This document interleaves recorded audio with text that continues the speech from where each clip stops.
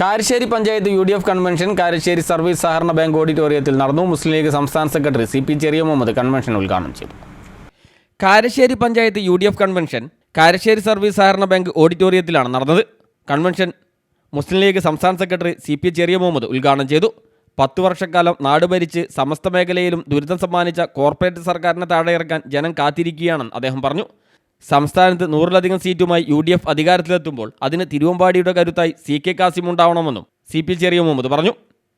പിണറായി ഭരണത്തിന് അന്ത്യം കുറിക്കാൻ CPM പ്രവർത്തകർ പോലും കാത്തിരിക്കുന്ന അവസ്ഥയാണ്. കർഷകർ ഉൾപ്പെടെയുള്ള സാധാരണക്കാരെ പാടെ അവഗണിച്ച ഇടത് സർക്കാരിനെതിരെ ജനം വിധിയെഴുതാൻ കാത്തിരിക്കുകയാണെന്നും അദ്ദേഹം പറഞ്ഞു. UDF ചെയർമാൻ K കോയ അധ്യക്ഷനായി. മാജുഷ് മാത്യു മുഖ്യപ്രഭാഷണം നടത്തി.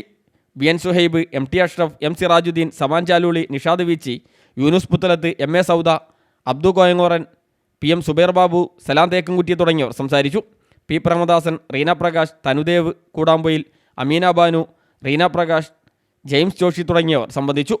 501 അംഗ തെരഞ്ഞെടുപ്പ് കമ്മിറ്റിയും രൂപീകരിച്ചു. സമാൻ ചാലൂളി ചെയർമാനും PM സുബൈർ ബാബു കൺവീനറും ജോസ് ട്രഷററുമാണ്.